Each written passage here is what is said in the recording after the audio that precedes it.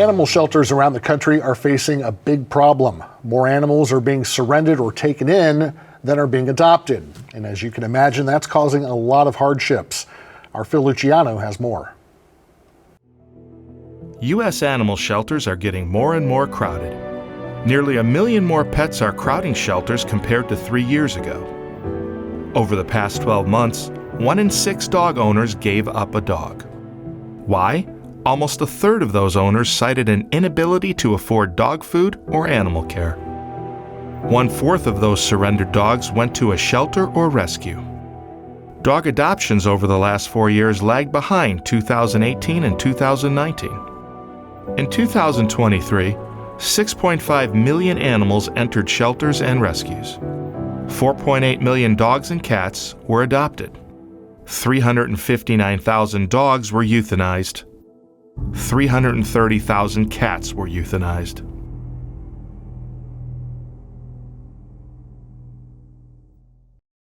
Joining us now is Kitty Yanko, the director of the Peoria Humane Society. Good to see you again, Kitty. It's great to be here. Yeah, we have more than 3 minutes to talk. This will be nice. I love that. First of all, tell us the difference between the Humane Society and PCAPS. I know that you work together, but you're separate entities. Kind of explain to people what you do. Sure. So it is difficult for people to understand, but Peoria Humane Society is a nonprofit solely supported through donations and fundraising.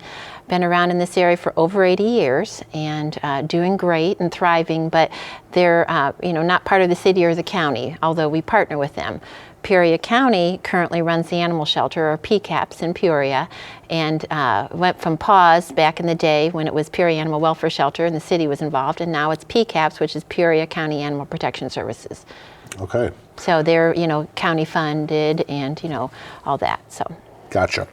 Well, but looking at these national numbers, we were talking earlier, and you say that may not necessarily be the case in terms of more animals coming into shelters and not as many going out. What are we seeing here locally?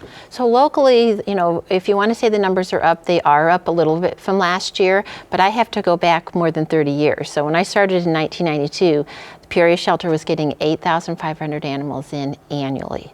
So that's more than 200 in the busy months. And so if you look at those numbers compared to now, I think last year PCAPS had about 5,480 animals coming in. And the year before it was around 4,800. So yes, the numbers are going up slightly, but it's kind of relative to what it used to be. So I'm still not excited to say that over 5,000 animals are coming into the Peoria shelter, but in comparison, it's less than many years ago. And why do you think that Peoria is doing better than a lot of the country? I think Illinois is a progressive state, and I think that there are laws in place that help animals in Illinois, which is good. And I think we have a really strong animal control program in Peoria, and I'm proud of what the work that they've done over the years with good leadership. And so I don't want to discount the number of animals in, because it's still sad to understand that many animals are coming into the shelters and they do have to be euthanized. I think the reality is that there's no way you can take in that number of animals at any location, any facility, and not have to euthanize. When people do have to give up an animal, what are some of the reasons that they tell you guys? Well, the shelter's, commonly faced with people moving. They lose their job. They are irresponsible, not able to care for their pet. I think over the years, sadly, that hasn't changed. People are still irresponsible. We still have a pet overpopulation problem. Even though many programs are in place to help with that, it's still happening. At the end of the day, people have to be able to take care of their pets and their children in every other aspect of their life and do a good job. And the reality is that they're not. And so I think, like I said, location, relocation, job loss, those are probably the more common ones. Sometimes people have a medical emergency with their pet, and they're faced with, I can't afford to treat this pet. Sometimes it's a lack of money, sometimes it's a lack of knowledge. They don't know what to do, and so they turn to the shelter. And I'm happy to say that our shelter in Peoria has always been a safe haven for animals, and I never want that to change. When somebody can't keep their pet for whatever reason, they need to be able to take it to the animal shelter and feel that it's going to be safe and it's a good place for it to be. I know that your shelter and other shelters around our area try and do their best in terms of telling people before they adopt, hey, this is what you're getting into. Yes. Do you think sometimes it just doesn't, people are so blinded by this cute little animal, they just say, yeah, whatever. And I think that's take it? definitely true. And I think looking at a small puppy that's going to grow, to be over 80 pounds is a big difference than what you're looking at in front of you. And people go into it with the idea that this is going to be easy and fun, and it is great because pets do offer a lot of love, and there's rewards with owning a pet. But the reality is, day in and day out, just like children, they have problems and they're not perfect, and they're gonna cost you money. They're going to take up your time, and they're going to do things that you don't always like. But with that in mind, you have to realize that it's a long-term commitment. And I think that's difficult, especially in this day and age where everything is instant gratification. Yeah. We recently had a dog that was sick and spent about $1,600 Wow. in vet bills. It was it was painful, but it was a good learning opportunity for my daughter. I said, this is why we don't have infinite animals in our house. Right.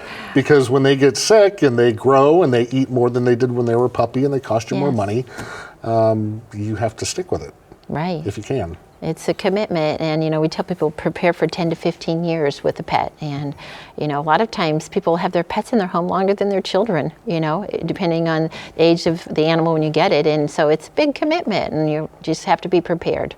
I know a lot of people, but you talked about maybe losing a job, being transferred. Maybe the place they live now, if they live in an apartment or a condo, allows an animal, but then they have to move, and the place, maybe they don't have a choice. They have to move somewhere that doesn't allow animals. Do you find that a lot? Yes, and that's a common reason why pets do go to the shelters. The person moved, or they've had a life-changing experience, and they no longer can keep the pet. I'm not going to say that everybody that turns over their pet to the shelter is a bad person. I don't feel like that's fair. Sometimes people are doing their best. They love the animal. They have to make some hard decisions. And so, again, I think animal shelters need to be prepared to take in those animals, even when it's not ideal to take in one more dog or cat, but we want them to be safe, and we want them to have a place to go instead of being turned out on the streets or given away. And I think we all, just recently heard the story about that poor cat that was given up by someone. And that was a horrible story, but that's the reality, is that if an animal is just given away, you don't know where it's going, and you don't know whether that person's going to do a good job with it. If you're not familiar with what Kitty's talking about, recently a cat was thrown out of a car window, moving car, and it was recorded and put on social media for whatever reason. And that's, again, another thing, when people need to get rid of an animal and they put it on Facebook or other social media, say, hey, come get this, you never know who's You don't going to know. take And it. I'm sure that the owner, and I'm not blaming her at all, she probably had no idea that that was going to be the end result of her cat when she moved and couldn't keep it. So these are just things to be thinking about, but it's a reality. And so we want these animals to be safe, and the shelter, I think, is a good place for them if there's no other appropriate place for them. Recently in California, they passed legislation that gives incentives to people who are building low-income housing, giving them incentives to allow pets as a way to get more pets out of the shelters. As far as, around central Illinois and what we have with renters and apartments and things like that, is it a premium to find an apartment that allows, a complex that allows pets?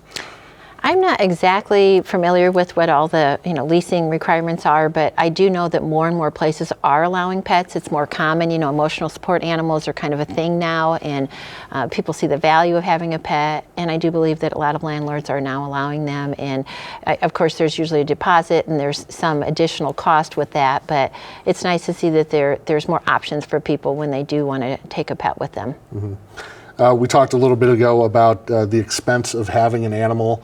And some of the statistics I've seen nationwide say, vet bills are going up, food's going up, everything's going up. Is that a detriment to getting animals adopted? Is that a stumbling block there? I don't know that a lot of people actually think about it. You're absolutely right that the costs are up, but I'm not positive that the average person thinking about getting a pet does that research and thinks, like you did, this is what it's going to cost if we have an emergency surgery for our pet. I wish more people would, but I think that the costs are up, and we see that from the calls that we get. We have some really dedicated pet owners calling the Pure Humane Society saying, my dog needs a dental, or my cat has an infection, or they need surgery. And And just the simple spay-neuter surgeries is sometimes running $600, $700. It can go up to $900 for a large breed female dog. And so the costs are absolutely up. I don't know for sure that that's a reason why people are bringing animals in, but it certainly could be. Speaking of spay and neutering, are things, you've been in this industry a long time, are things getting better? Are more people spaying and neutering their pets? I think they are. We're seeing some of that happening, and especially with dogs. I feel that cats are still a thing that is challenging. I have to admit I'm frustrated with the level of cats that are just turned outside. We have free roaming, feral cats. Sometimes cats that aren't feral, they're just outside living their life. And I feel that that's not a great life for cats. Yes, spay and neutering is important, and if we can vaccinate them and they're out there spayed, neutered, and vaccinated, that's better than nothing. But still the reality is that sometimes they don't have a good quality of life. And I'd rather see cats in a home with a caretaker that's daily making sure that their needs are provided for. Now, are you talking about people who have a litter of kittens and just leave them outside when you're talking about that? Or are you saying they're just fending for themselves? They're It's getting everything. rid of them. I think we have a level of cat problem out there that, in my mind, needs to be addressed. We have cats that are living just out on their own, so they're not spayed neutered. They're having litter after litter. Sometimes they get brought into the shelter. Sometimes they're just out there, with no one to care for them, and horrible things happen. The mom cats especially, if they're not spayed neutered, they're just going to keep having kittens. Then you have the people who kind of claim the cat and it's on their property and they're feeding it, but it might not be spayed neutered. It might be, I don't know, but they're still reproducing and they're still contributing to the overpopulation problem. And it's hard for the cats and dogs. It's hard for all animals to just be out there without, good care every day. Sure. Well, let's talk about something that we hate talking about, but we have to, euthanasia. You were telling me earlier that the numbers as far as euthanasia since you started are much better than they were. Can you tell us a little bit about that? So when I started I started in the early 90s, but going back even to the 1980s, my understanding is that the numbers, and you've got the statistics, I shared those with you, but what's the number? Let's see, it looks like, according to the ASPCA... Actually, it's the Department of Ag. Well, I was talking about the euthanasia numbers this nationwide first. In the 80s, it was 15 million. Then it went down to 1.5 million in 2017, and in 2022, less than 1 million. So that's quite a drop. Right. Thank you for listing those. I don't always have the good memory to quote that, but it is a drop. And so I think when we look over a period of many, many years, the numbers are going down. In the state of Illinois, we're in pretty good shape. They call a live release rate, which is where animals come into shelters and, leave. That is much better than it used to be, and we're acceptable in the sense that we're, I believe, our live release rate is over 90% of the animals coming into shelters are, going back out. So that's pretty good compared to some other states. Again, euthanasia is difficult. Nobody wants to see an animal euthanized for no reason. But the reality is that when you have that many animals coming into a shelter, it's not safe or fair to the animals to be turned away because of euthanasia. I'd rather have them at the shelter and know that they're safe than to just say that, we don't want to euthanize anymore. I don't feel like that's a good thing for the animals or our community, to have animals just out there because we don't want them at the shelter. In euthanasia, that's the very last thing you're considering, right? Yes. I'd hate for people to think that it's like, euthanize.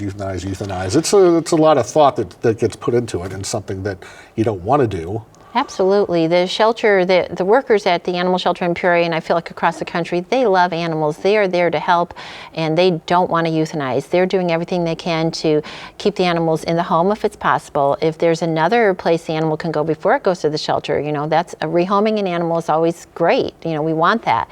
So if they're at the shelter and they have to be euthanized, sometimes it's temperament, sometimes it's health. And I will say at the Peoria shelter, we provide support to the shelter animals. if let's say there's a surgery that's needed or there's a medical condition, Peoria Humane Society steps in to say, let's treat that animal. We want it to live. We want it to, get a chance for adoption. And so we're doing that every day as often as we can with the animals. But there are some animals that either, for sake of their age, their health, maybe they have something that's just not curable, it's not treatable.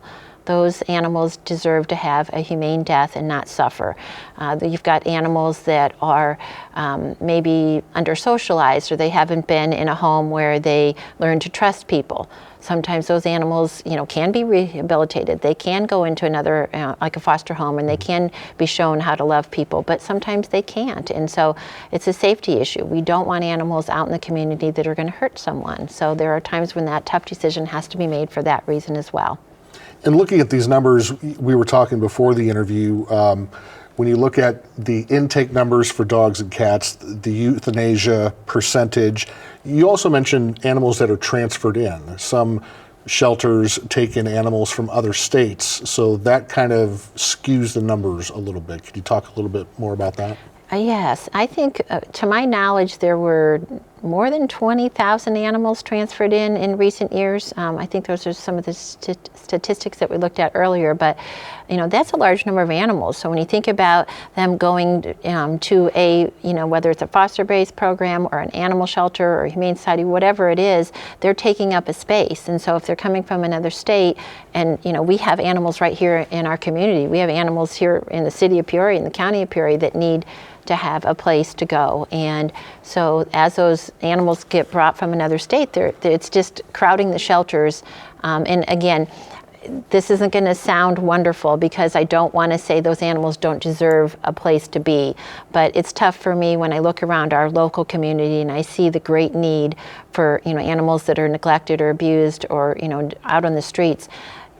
I want them to be the first ones to be brought into a shelter here. And our Peoria shelter isn't participating in taking animals out of the state, but many places do. And so then when the Peoria shelter has too many dogs and cats and they want to transfer, or they want to, foster at another location, that location could be full. So I think it just poses that question about what are we doing, and how are we helping our local animals? And I think we are local based in a lot of things that we talk about, and so I feel it's important for people to understand that.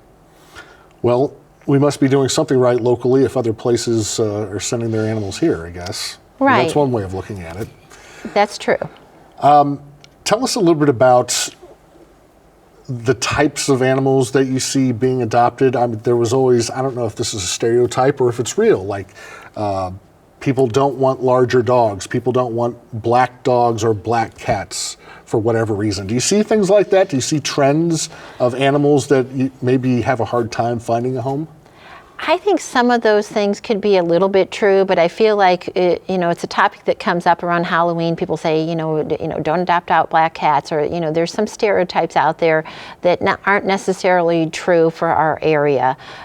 But having said that, I think that in general, people look at size, they look at breed, they look at temperament, they look at a lot of things that can deter them from adopting. And let's face it, a large, overactive dog is going to be a little harder to place. At our shelter here in Peoria, they get a large number of pit bulls and pit bull mixes and, the bully breeds, that sort of thing.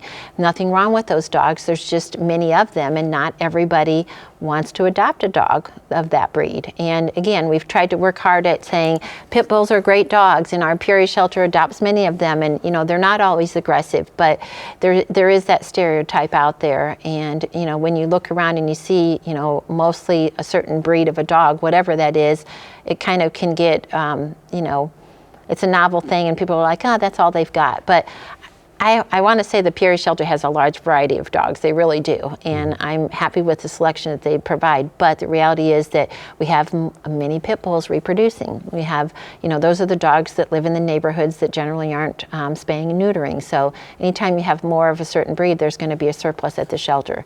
And that's true for any dog breed that's been trendy over the years. Sure.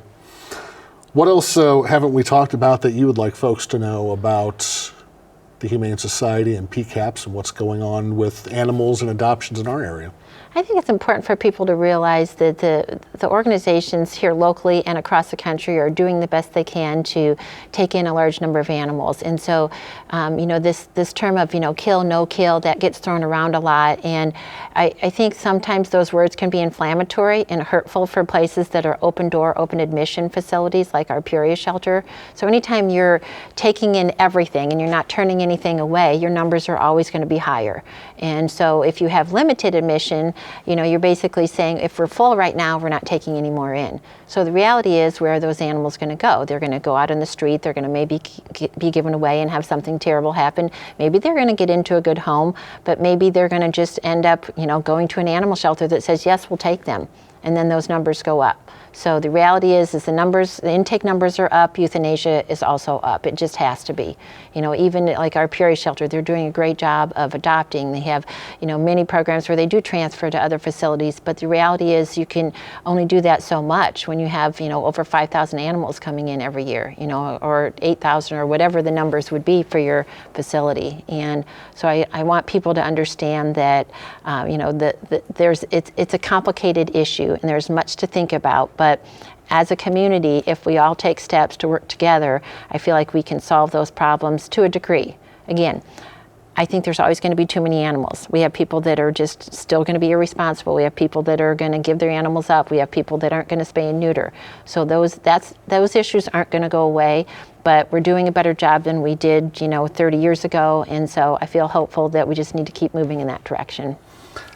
Even looking on social media, there's a lot of breeders out there. How do you, if you could find someone who wants an animal, how do you convince them that a shelter animal is just as good or better than one they might get from a breeder? Oh my gosh. Well, 30 years into this, I'm going to say, are you kidding me? The shelter has so many amazing animals and literally purebred, to mixed breed. And I used to know the statistics. Oh gosh.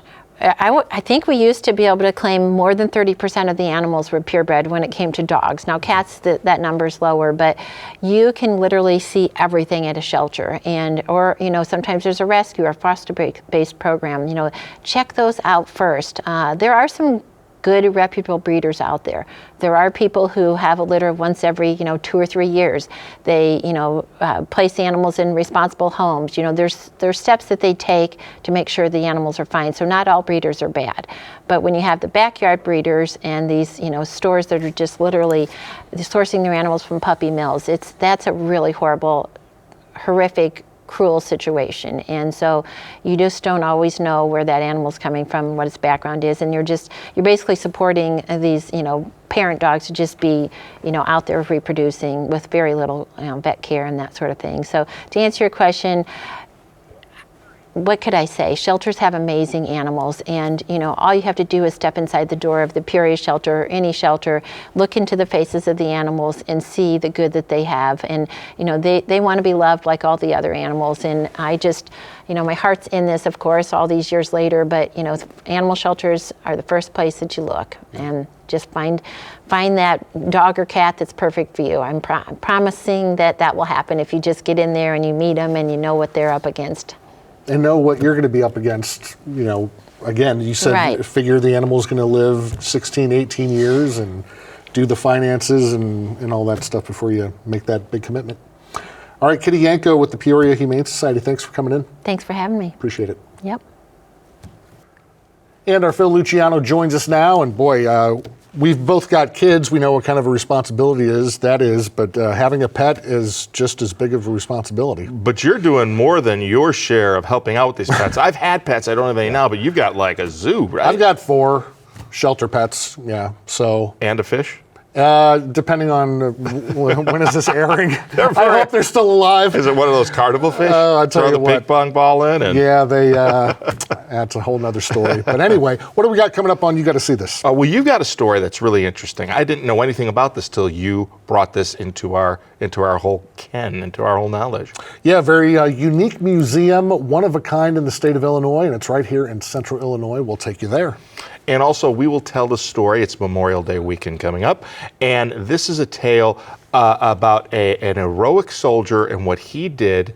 And might be a sailor. Whoops. I want to mess that up. You don't want to mess it up. Well, what he did at Pearl Harbor, and then how he served his country afterward for years and years and years and decades.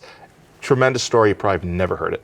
Very good. Well, we look forward to hearing it. We thank you for your time. You got to see this is coming up in just a minute. Be sure to go to WTVP.org and check us out on Facebook and Instagram. Have a good night.